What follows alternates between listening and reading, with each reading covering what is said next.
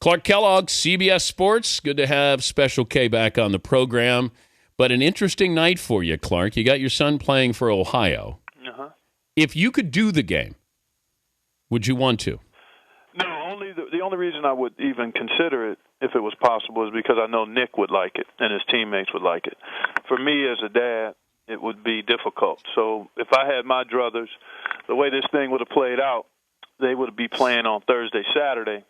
I'd be working as I am on Friday, Sunday, and I could possibly squeeze in either a quick appearance on site to watch him play, or certainly I could find a television somewhere and enjoy watching it without having to work it. But if it happened by way of assignment and Ohio's advancement to where I was, then I would bite the bullet and try to do the best I could with it.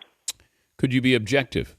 Yes, I could be objective, but again, I've not been in that position. I've never broadcasted a game that my son or sons were playing in, so I'm not exactly sure how that would be, but I would certainly try to be professionally objective in spite of my obvious feelings for my son. Would you say us and that's my boy if he did something well? It might sneak in there. I don't know. I would try to stay clear. Again, it's uncharted territory for me, Dan. So I couldn't do it. I don't think I think I could, but I would not want to. But if I had to, I think I would give it my best effort. And as with all things, I would pray about it and trust for God's direction and wisdom on it, and then try to handle it in a way first that would honor Him, and then do service to the game and those that are playing it.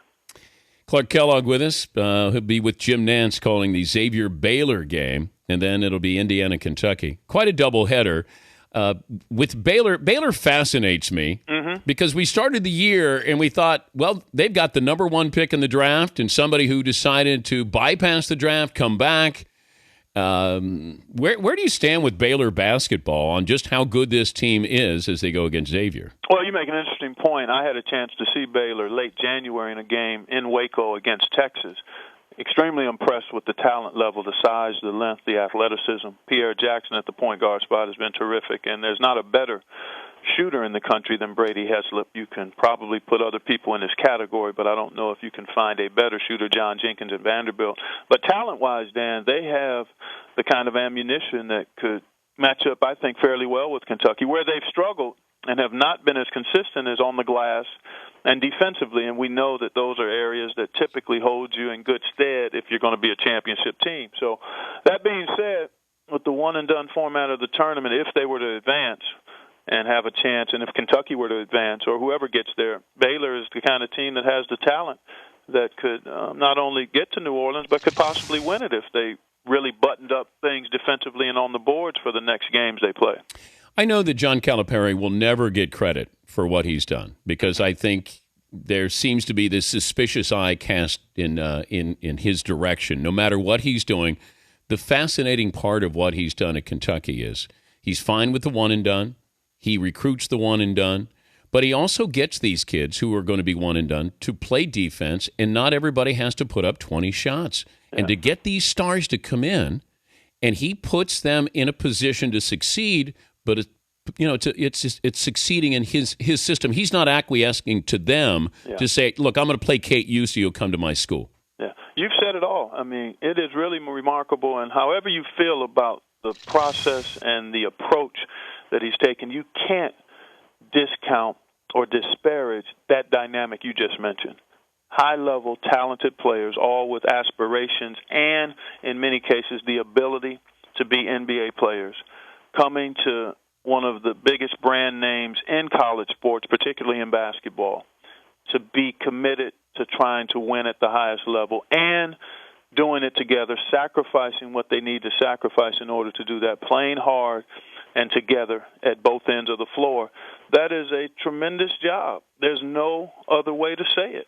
And he has done it in the 3 years that he's been there. He's done it when he was at Memphis. He basically has embraced what the landscape is. He's at a place where kids want to go to play at the highest level because most of the time those players that are recruited to a place like Kentucky are guys that are going to be at least have a really good chance to play in the NBA. So I marvel at what he's done, and I respect it and admire it, no matter what the naysayers say about how and what else might be going on, until there's real proof that he's violating rules. When you just look at it from a basketball standpoint, it's a terrific job by him and his staff and those kids. I don't know if it's just a coincidence, but you get Shaka Smart to stay, you get Brad Stevens to stay.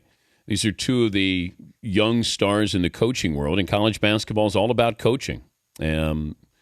Is there a trend there, or is this an aberration? No, I don't know if there's a trend, but I think there is a sense of understanding what you have at places like Butler and VCU in terms of resources, support, comfort level, cost. I mean, there are a lot of things that go into being fulfilled in your work. Money is a part of the equation, but it should not be the driver. And I don't begrudge anyone that is driven at a certain point in their career to get to the next step financially. That's fine and dandy. That's part of being in a free capitalistic society. But I do appreciate those who look at their situation and say, hey, the grass is really green right here, and it might not be much greener figuratively or literally if I go somewhere else. And that's great. I think it's fantastic. Those are big-time basketball programs. They are not Kentucky or Indiana or UCLA or Kansas or North Carolina or Duke, but who is? Okay? Understand and be comfortable where in your own skin for what you desire. Now, if there's and I don't know Shaka Smart that well. I respect and admire how he goes about his work. I have had a chance to get to know Brad Stevens, understand his values and his perspective and his philosophy, so was not surprised at all. And I think it's great for college basketball when guys stay places that are good and do it for the reasons that are driving them and not necessarily responding to what they think other people desire them to do. What happened to West Coast basketball this year? Well, it just hit a bad spot. It just hit real turbulent air. Quality teams are based on quality players. And when you have young, not as talented players across a conference, then you're going to struggle. But are you still able to get those kids West Coast? I think in time, yes. Sean Miller is showing that he's able to recruit at Arizona. Mark Few has been doing it for over a decade at Gonzaga. UCLA will be back. I think Craig Robinson's doing a really good job at Oregon State. I think it's just an aberration, a blip on the scale, and the Pac-12 and West Coast basketball is not going anywhere. Steve Fisher is at San Diego State. I just think it's one of those years where it was significantly down, but it'll be back. If Ohio played Ohio State, your alma mater, who you got? You know who I got, Dan. Ohio my heart State. is scarlet and gray, but with the sun at OU, it's green and white, and that's the layer that it would come on top, okay? It would be Bobcats. I love you, alma mater. I love to see the Bucks do well, but if it came down, blood over water, doctor. Yeah, but how about if your son had a great game, but they lost by 2? That would be mild consolation. But I would be pulling hard for my son to experience the joy of victory. And he would be pulling hard for that, too, if that were to ever happen. So, best college player you ever played against? Best college player I played against? Yeah. Oh, man. How'd you go from that to this? It's all about the experience. You just hit on something about the experience of winning, and then I thought, I wonder who's the best player you played against. Best college player I played against, man. I'm trying to think. I played against a lot of good ones. The Big Ten was really brutal. But there was nobody that you went, wow. Like after you just saw him, you go, I saw something special. Well, that happened to me in high school at an all-star game, and it was Isaiah Thomas. He was different. Yeah. He wasn't that big, but the stuff he could do floored me. And the same happened with Ralph Sampson when I saw him up close. And this was in the high school all-star game as well. So those were the two guys. In college, I don't recall a player giving me that wow feeling. Yeah, he's good, but when you're out there, Dan, sometimes you don't really want to give somebody that but you can step back. Kind of acknowledgement. Oh, I agree. But you step back, and then you go. You don't even want to do it. You don't even want to do it just casually.